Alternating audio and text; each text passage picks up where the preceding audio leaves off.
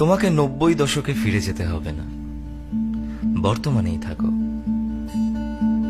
একবিংশ শতাব্দীর তরুণী হয়ে না হয় নিজের সংস্কৃতিটাই আঁকড়ে রাখো। সুগন্ধি তেল দিতে অস্বস্তি লাগে, শ্যাম্পু করে রাখো। শুধু ওই বিচ্ছিরি মেকআপের পেছনে না ছুটে যেমনটা উপরওয়ালা দিয়েছেন সেটা নিয়েই সন্তুষ্ট থাকো। বেশি হলে না হয় চোখের নিচে একটু কাজল দিও আর কপালে টিপ। মোবাইল ফোনের যুগে ল্যান্ড ফোনে ফিরে যেতে হবে না, শুধু মোবাইলটা হাতে একটু কম রেখো।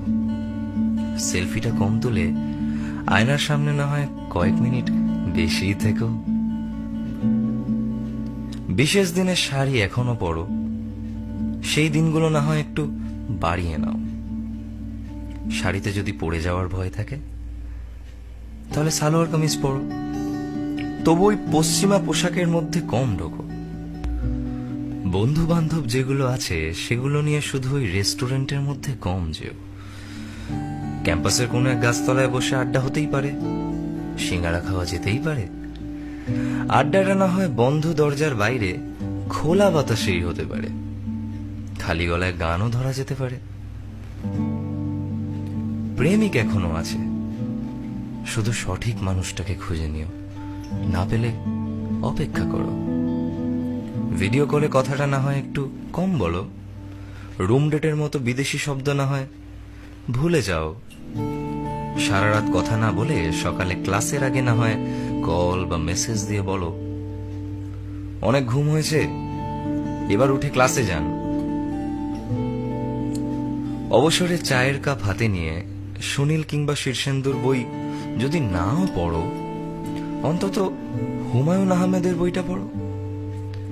মন চাইলে একটা কবিতাও লিখতে পারো কারোর জন্য, অথবা ইউটিউব দেখে রান্নাটাও শিখতে পারো কারোর জন্য।